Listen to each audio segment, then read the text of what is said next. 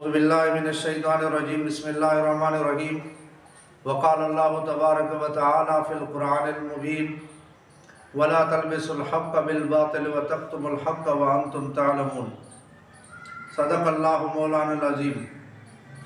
واجب الاحترام، قابل صد تکریم سامعین محترم و ناظرین ذی وقار، السلام علیکم ورحمۃ اللہ وبرکاتہ۔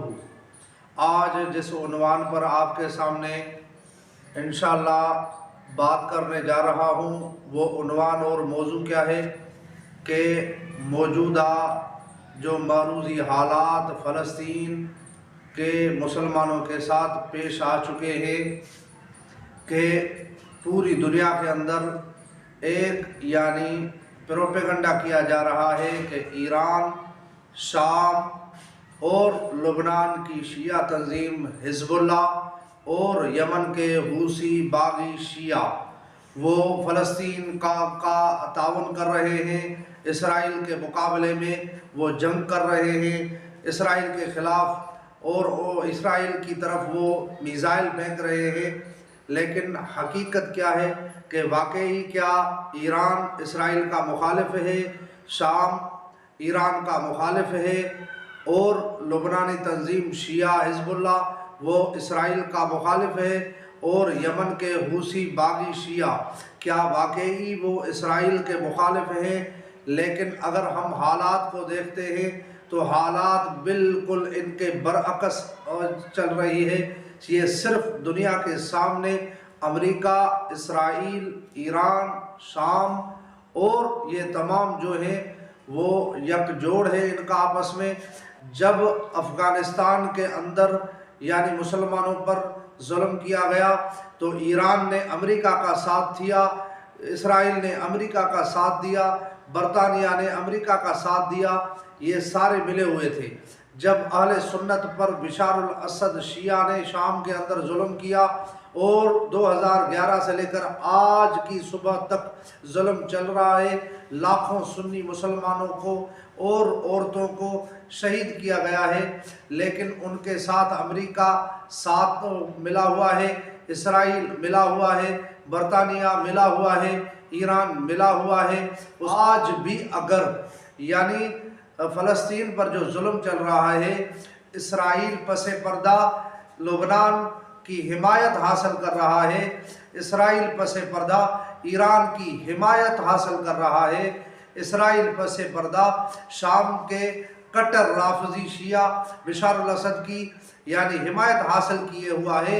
یہ اسرائیل کے مخالف نہیں ہے، ایران ہوا، شام ہوا اور لبنان کی شیعہ تنظیم حسن نصر اللہ ہوئے، حزب اللہ والے، یہ ان کے مخالف نہیں ہے، اور یمن کے حوثی باغی شیعہ یہ بھی سعودیہ کے مخالف ہیں، عالم اسلام کے مخالف ہیں، اسرائیل کو کچھ بھی نقصان یہ نہیں دے سکتے۔ افسوس سے کہنا پڑ رہا ہے جب میں نے یہ تصویر دیکھی کہ جب فلسطین پر ظلم ہو رہا تھا اس وقت OIC کا اجلاس طلب کیا گیا، جب عرب لیگ کا اجلاس طلب کیا گیا تو اس وقت اس اجلاس میں بشار الاسد شامی صدر کو بھی دعوت دی گئی اور ایران کے صدر کو بھی دعوت دی گئی۔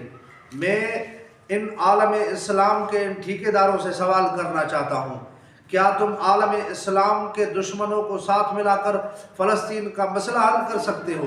اگر اسرائیل نے فلسطین پر ظلم کیا ہے، 10,000 15,000 مسلمان شہید کیے ہیں، تو شام کے شیعہ بشار الاسد نے 2011 سے لے کر آج تک اس نے لاکھوں سنی مسلمانوں کو شہید کیا ہے، بچوں کو شہید کیا ہے، اور سنی عورتوں کی عزتیں انہوں نے لوٹی ہیں۔ تو ان بشار الاسد کو دعوت دے کر ان اجلاس میں کھڑا کر کے آپ نے دنیا کو کیا پیغام دیا ہے؟ جب آپ کے اندر دشمن اور دوست کی تمیز نہیں ہے تو آگے آپ کیا کر سکتے ہیں؟ اس کے بعد ایران کو بلا کر آپ نے جس طرح اس اجلاس کی اہمیت کو ہی بالکل کل عدم کر دیا، کیونکہ ایران ہمیشہ عالم کفر کا حمایتی رہا ہے، اسلام کا کبھی حمایتی نہیں رہا، مظلومین اسلام کا کبھی حمایتی نہیں رہا، اور اس اجلاس کے اندر اس بشار الاسد شامی مسلمانوں کے قاتل کو بلا کر اور ادھر ایرانی قاتل مسلمانوں کو، دھوکے باز کو، منافق کو بلا کر عالم اسلام کی آنکھوں میں دھول جھونکنے کی آپ نے کوشش کی ہے، اور یہ بالکل بالکل غلط ہے، غلط ہے، غلط ہے۔ اس کی ہم مکمل تردید کرتے ہیں۔ اگر آپ کو یقین نہیں آتا تو شام کے اندر جو 2011 سے لے کر آج تک بشار الاسد ظلم کر رہا ہے، اس کی حالت دیکھیں۔ ناظرین، پچھلے 10 سالوں کی دوران ملک شام میں معصوم لوگوں کا جو بے دریغ قتل عام ہوا، نہتے مسلمانوں پر جو ظلم کے پہاڑ ڈھائے گئے، اسے ویڈیو میں بیان کرنا ممکن نہیں، اور آپ لوگوں کے لیے سننا آسان نہیں، جہاں پچھلے 10 سالوں کی دوران لاکھوں بے گناہ افراد شہید ہوئے۔ دوستو، ملک شام خانہ جنگی کی ایسے خطرناک اور خوفناک دلدل میں پھنس چکا ہے جہاں سے نکلنا اب شاید ممکن نہیں۔ ناظرین، خدا نہ خواستہ اگر آپ اپنی زندگی کی انتہائی بری دور سے گزر رہے ہیں، مگر اس بات کا یقین کر لیں کہ آپ کے حالات سیریا میں رہنے والے ان بے گناہ اور معصوم لوگوں سے کئی ہزار گنا بہتر ہے، جہاں آنکھوں کے سامنے آگ اور کانوں میں دھماکوں کی آوازیں گونجتی ہے۔ ہر طرف خون آلود جسم، چیخو پکار کی بھیانک آوازیں، اور لرزتے ہوئے معصوم جسم جسے دیکھنا اور سہنا ایک عام انسان کے لیے موت سے زیادہ بدتر اور مشکل ہے۔ دوستو، ملک شام جہاں ہر طرف امن کا بول بالا تھا، آخر اس پر ایسی کون سی آفت آن پڑی جس نے لاکھوں معصوم افراد کو موت کی منہ میں دھکیل دیا؟ ناظرین، آج کی ویڈیو میں ہم سیریا کے موجودہ حالات پر بات کریں گے، اور ساتھ میں یہ بھی بتائیں گے کہ امریکہ، ترکی، روس اور اسرائیل اس بھیانک اور خونریز کھیل کا حصہ کیوں ہے۔ مگر اس سے پہلے ملک شام کے بارے میں کچھ حقائق جو آپ کے لیے جاننا ضروری ہے۔ ناظرین، سیریا کا پورا نام سیرین عرب ریپبلک ہے۔ یہاں کا ایریا 1,85,180 اسکوائر کلومیٹر پر پھیلا ہوا ہے، جبکہ یہاں کی آبادی تقریباً 2 کروڑ کی لگ بھگ ہے۔ ناظرین، اب بات کرتے ہیں سیریا میں جاری بدترین خانہ جنگی کی، جس نے لاکھوں افراد کی جانیں لے لی۔ سیریا میں آج کل جو حالات چل رہے ہیں، اس کی شروعات ہوتی ہے 2011 میں، جب شام کے کچھ لوگ ڈیموکریسی کے حق میں سڑکوں پر نکل آئے۔ ان افراد نے اس وقت کے صدر بشار الاسد کے خلاف نعرے بلند کیے، اور یہ سلسلہ پورے شام میں پھیل گیا۔ ناظرین، بشار الاسد پر جیسے جیسے ان مظاہروں کا پریشر بڑھتا گیا اور اس کی حکومت ڈگمگانے لگی، تو بشار الاسد نے اپنی ہی شہروں پر گولیاں چلائی، جس کے نتیجے میں ہزاروں افراد زخمی، جبکہ 400 سے زائد شہری مارے گئے۔ ناظرین، اقتدار کے نشے میں ڈوب بشار الاسد نے طاقت کے ذریعے عوام کو دبانے کی کوشش کی، مگر عوام کے غم و غصے میں مزید اضافہ ہوتا گیا۔ ناظرین، سیریا ایک مسلم اکثریت والا ملک ہے، جبکہ بشار الاسد شیعہ طبقے سے تعلق رکھتا ہے، جس کی وجہ سے یہاں شیعہ سنی فسادات بھی اپنی عروج تک جا پہنچے۔ دوستو، شیعہ سنی فسادات کے نتیجے میں سیرین آرمی 2 حصوں میں تقسیم ہوئی، ایک طرف بشار الاسد کی فوج، جبکہ دوسری طرف مخالفین کے درمیان شدید خانہ جنگی ملک شام کی سرزمین پر شروع ہوئی۔ ناظرین، یہ فسادات اتنی شدت اختیار کر گئے کہ بشار الاسد کو اپنی حکومت بچانے کے لیے بیرونی ممالک سے مدد مانگنی پڑی، جس میں امریکہ، ایران، روس اور لیبیا شامل تھے۔ اور اس کے بعد شام میں خون کی ایسی خطرناک ہولی شروع ہوئی جس کی تاریخ میں مثال نہیں ملتی۔ ناظرین، اسی جنگ میں شیعہ ہونے کے ناطے ایران نے بشار الاسد کو سپورٹ فراہم کی، جبکہ سنی حمایت میں سعودی عربیہ میدان میں کود پڑا۔ ناظرین، اس جنگ میں ایران اور روس کی مکمل سپورٹ بشار الاسد کے ساتھ شامل ہے۔ شیعہ سنی فسادات کی وجہ سے آج پورا مشرق وسطی 2 حصوں میں تقسیم ہو چکا ہے۔ ایک جانب سنی ہے، جبکہ دوسری جانب شیعہ ہے، اور آپس میں ایک دوسرے کے ساتھ لڑ کر برباد ہوتے جا رہے ہیں، جس کا سب سے بڑا فائدہ اسرائیل کو جا رہا ہے۔ ناظرین، یہاں کے لوگوں کو اس بگڑتی صورتحال سے بچانے کے لیے یونائٹڈ سیکیورٹی کونسل نے جنگ بندی کی قرارداد منظور کی، مگر اس کے باوجود بھی روس اور بشار الاسد کے جانب سے خوفناک فضائی حملے جاری رہے۔ ناظرین، بشار الاسد کے گورنمنٹ کا کہنا ہے کہ یہ فضائی حملے دہشت گردوں کی ٹھکانوں پر کیے جا رہے ہیں، مگر ایک رپورٹ کے مطابق ان حملوں کے نتیجے میں 15,000 سے زائد معصوم سنی افراد مارے جا چکے ہیں۔ ناظرین، 2011 سے لے کر آج تک ان فسادات اور حملوں کے نتیجے میں 6 لاکھ سے زائد لوگ مارے جا چکے ہیں، مگر پوری دنیا اس حوالے سے خاموش تماشائی بیٹھی ہے۔ 20 لاکھ کے قریب لوگ ذہنی اور جسمانی طور سے معذور ہو چکے ہیں، جبکہ 70 لاکھ سے زائد لوگوں نے دوسرے ممالک میں پناہ لے رکھی ہے۔ ناظرین، سیریا کی کل 14 صوبے ہیں، جن کو 65 اضلاع میں تقسیم کیا گیا ہے، جن میں سے 25 اضلاع پر سنی فوج قابض ہے۔ नजरीन, इस वक्त अमेरिका बड़ी होशियारी के साथ सीरिया में फसाद फैलाने में मसरूफ है, जबकि दुनिया का सबसे बड़ा फसादी इसराइल भी इस घिनौने खेल में बराबर का शरीक है। ये जानकर अकल हैरान रह जाती है कि किस तरह चालाकी और होशियारी के साथ अमेरिका ने इस ग्रेट प्लान को तरतीब दिया। नजरीन, आखिर अमेरिका शाम से क्या चाहता है जिसने शाम की सरजमीन को पिज्जा की तरह टुकड़े टुकड़े करके रख दिया।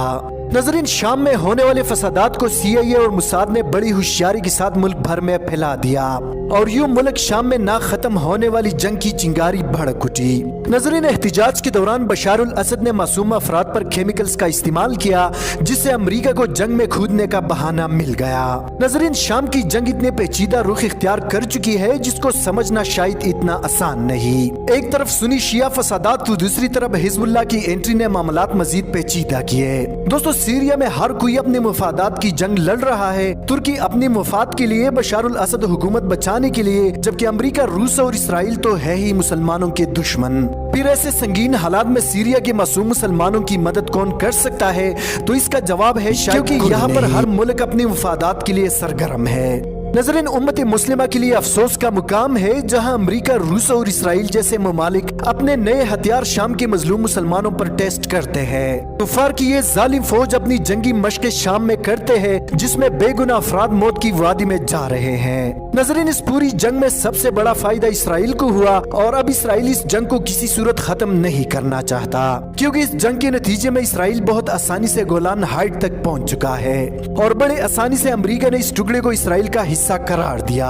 नजरीन, शाम की जंग ग्रेटर अभी ये ताज़ा जो फलस्तीनी हमास तंजीम के रहनुमा ये इस्माइल हनिया जब ईरानी यानी ये जो बेगैरत मुनाफिक खामनाई के साथ मिला है, उसके साथ मिलकर जब उसने कहा कि हमारी हिमायत करो, तो उसने साफ इनकार कर दिया कि हम आपकी हिमायत नहीं कर सकते, जंग में आपके साथ शरीक नहीं हो सकते और आपकी मदद बिल्कुल नहीं कर सकते। हम तो ये पहले ही कहते थे कि ईरान कभी भी आलम इस्लाम का खैर खा नहीं बन सकता। अफगानिस्तान पे जुल्म हुआ, ईरान ने अमेरिका का साथ दिया।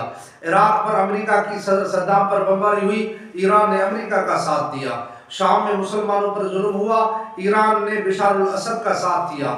जब हूसी यमनी बागी शिया जब सऊदी के खिलाफ मिसाइल फेंक रहे थे, उस वक्त ईरान डायरेक्ट मुलविस था।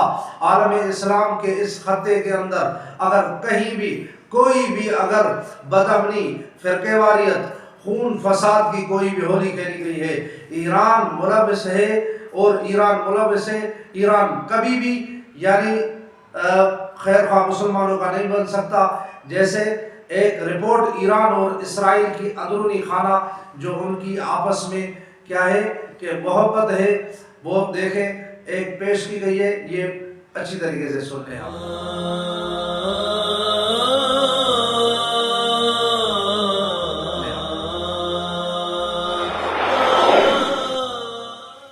दुनिया जानती है कि खुमैनी इनकलाब से पहले शाह ईरान ने किस तरह अरब इसराइल जंगों में इसराइल का बिलवास्ता साथ दिया था। दौरान जंग शाह ने न सिर्फ ये कि खलीज में इसराइली टैंकरों को तहफ़्फ़ुज़ फराहम किया, बल्कि बिला रोक टोक इसराइल को तेल की फराहमी जारी रखी। मुस्लिम दुनिया ये देख कर हैरत ज़दा रह गई कि ईरान ने एक दिन के लिए भी बतौर एहतिजाज इसराइल को तेल की सप्लाई बंद न की। इस हकीकत का जिक्र महज इस गरज से किया गया है ताकि अंदाजा हो सके कि खुमैनी इनकलाब से कहीं पहले शाह के दौर में ईरान इसराइल ताल्लुकात किस दर्जा उस्तवार थे। इनकलाब के बाद तो इन माना खेज रिश्तों में कई गुना इजाफा और गहराई पैदा हो गई। इसराइल ईरान इराक जंग के इब्तिदा ही से खुमैनी हुकूमत की मादी और अखलाकी इमदाद जारी रखे हुए था। इसराइल ने इराक के एटमी रिएक्टर की तनसीबात पर बराह रास्त जारहाना बमबारी की। इसराइल ईरान को खुफिया तौर पर जंगी असलहा और सामानी हर्ब की सप्लाई तसलसल से जारी रखे हुए था। ईरान और इसराइल के माबैन असलहा की बहम रसाई का खुफिया मुआहिदा बैनुल अक़वामी खबर रसां एजेंसियों की रिपोर्टों से मंजर आम पर आ गया और सरकारी जरियों से जिनकी तस्दीक भी हो गई। 21 अक्टूबर 1980 को पेरिस के एक अखबार अफ्रीक एसी ने अपने एक मुरासिला निगार के हवाले से ये रिपोर्ट शाया की कि इसराइली फौजी और सिविलियन माहिरीन ईरान इराक जंग के तीसरे ही दिन ईरान स्टाफ कमांडर की मदद के लिए तेहरान पहुँच गए थे। इन इसराइली ماہرین کا تعلق خفیہ ادارہ موساد سے تھا۔ 2 نومبر 1980 کو لندن کے ہفت روزہ آبزرو نے یہ خبر شائع کی کہ اسرائیل بحری جہازوں کے ذریعے جنگی اسلحہ تسلسل سے ایران بھیج رہا تھا۔ 3 نومبر 1980 کو مغربی جرمنی کے جریدہ ڈائی ویلٹ نے لکھا کہ اسرائیل نے ایران کو امریکی اسلحہ خصوصاً 40 لڑاکا طیاروں کے فالتو پرزے فراہم کیے۔ 24 جولائی 1981 کو فرانسیسی روزنامہ فگارو نے اطلاع دی کہ خمینی کے ایک نمائندے نے لندن میں خفیہ طور پر ایک کمپنی سے رابطہ کیا جو اسرائیل کے لیے کام کر رہی تھی۔ 24 جولائی 1981 کو ارجنٹائن کے 2 روزناموں کرونیکا اور لا پرچسا نے تصدیق کی کہ سوویت یونین کے علاقہ میں گر کر تباہ ہونے والا ارجنٹائن کا جہاز اسرائیل سے جنگی سامان لے کر ایران جا رہا تھا۔ 27 جولائی 1981 کو مغربی جرمنی کے میگزین ڈس پاگل نے ایسی ہی ایک اطلاع دی کہ خمینی کو اسرائیل کے ایما پر مختلف یورپی ایجنسیوں کے توسط سے اسلحہ فراہم کیا جا رہا تھا۔ 28 جولائی 1981 کو ایرانی پارلیمنٹ کے اسپیکر ہاشم رفسنجانی نے ایران براڈ کاسٹنگ کمپنی اور روزنامہ کیہان کو بیان دیتے ہوئے تسلیم کیا اور تصدیق کی کہ تباہ ہونے والا ارجنٹائن کا مال بردار جہاز اسلحہ لے کر تہران آ رہا تھا۔ 20 اگست 1981 کو ایران کے سابق صدر نے امریکن ٹیلی فون ABC کے پروگرام نائٹ لائن کو یہ بیان دیا کہ انہوں نے اسرائیل سے اسلحہ کی فراہمی کی مخالفت کی تھی اور عراق سے امن کے معاہدہ کی تجویز پیش کی تھی، لیکن ایران کے مذہبی حکمرانوں نے ان کی ہر تجویز مسترد کر دی۔ 22 اگست 1981 کو ایران کی خبر رساں ایجنسی فارس نے ایران کے وزیر خارجہ حسین موسوی کا ایک بیان شائع کیا جس میں انہوں نے سابق صدر کو ذمہ دار قرار دیتے ہوئے وضاحت کی کہ ایرانی حکومت نے جو اسلحہ حاصل کیا تھا وہ اسرائیلی تھا، جو یقیناً ایران کے صدر اور چیف کمانڈر اور اسرائیل کے مابین کیے گئے معاہدے ہی کے تحت آیا ہوگا۔ 31 اکتوبر 1981 کو ارجنٹائن کے ہفت روزہ 7 ڈیز نے چند ایسی اہم دستاویزات شائع کی جن سے یہ راز آشکار ہوا کہ تل ابیب سے تہران بھیجے جانے والے سامان حرب کی ترسیل کا علم امریکہ کو پوری طرح سے تھا۔ 5 نومبر 1981 کو پیرس میں شائع ہونے والے میگزین FSD نے یہ خبر شائع کی کہ حالانکہ اسرائیل کے وزیر اعظم بیگن عراق کے خلاف خمینی حکومت کی امداد باقاعدگی سے جاری رکھے ہوئے تھے، پھر بھی وہ چاہتے تھے کہ اسلحہ فراہمی اور خمینی سے اسرائیل کے تعلقات کو صیغہ راز میں رکھا جائے۔ 5 دسمبر 1981 کو عوامی جمہوریہ آسٹریا کے روزنامہ فاکس بلاٹ نے اس ثبوت میں کہ ایران اور اسرائیل کا گٹھ جوڑ ہے مختلف یورپی حکومتوں کے توسط سے خمینی حکومت اور اسرائیل کے درمیان خفیہ رابطہ اور سامانی حرب کی مسلسل فراہمی کا انکشاف کیا۔ یہ چند اطلاعات اور ان کی تصدیق جو بین الاقوامی اخبارات و جرائد میں شائع ہوئی نہ صرف ایران اسرائیل تعلقات کا پتہ دیتی ہیں بلکہ اس بات کی غمازی بھی کرتی ہے کہ مشرق وسطی کے مسلم ممالک کے خلاف دونوں کے عزائم اور مقاصد میں یکجہتی اور ہم آہنگی موجود ہے۔ فی الحال ان کا ہدف عراق، یمن، شام، لیبیا ہے، ساتھ ہی اسرائیل ایران مشترکہ محاذ بتدریج عالمی اسلام کے دوسرے ممالک میں جگہ بنانے کی تگودو میں ہے۔ تو سامعین، آپ نے سماعت فرمایا ایران اور اسرائیل کا آپس میں یک جوڑ ہے۔ امریکہ، ایران، اسرائیل، برطانیہ، یہ سارے کے سارے آپس میں ملے ہوئے ہیں۔ نبی پاک صلی اللہ علیہ وسلم نے فرمایا الکفر ملت واحدہ، کفر ایک ہی ملت ہے، کفر کبھی بھی خیر خواہ نہیں ہو سکتا۔ یہ ایرانی، یہ شامی اور یہ لبنانی حزب اللہ، میں ان کو حزب الشیطان کہتا ہوں، یہ سارے کے سارے ابن سبا کی ذریت ہے۔ ابن سبا یمن کا یہودی تھا، جو یہودی کی اولاد ہو وہ اسرائیل کی حمایت تو کر سکتی ہے لیکن فلسطین کا ساتھ نہیں دے سکتی، عالم اسلام کا ساتھ نہیں دے سکتی۔ اللہ رب العالمین سے دعا ہے اللہ رب العالمین ہمیں ان شریروں کے شر سے ہمیں حفاظت فرمائے، عالم اسلام کی اللہ حفاظت فرمائے۔ وآخر دعوانا الحمدللہ رب العالمین۔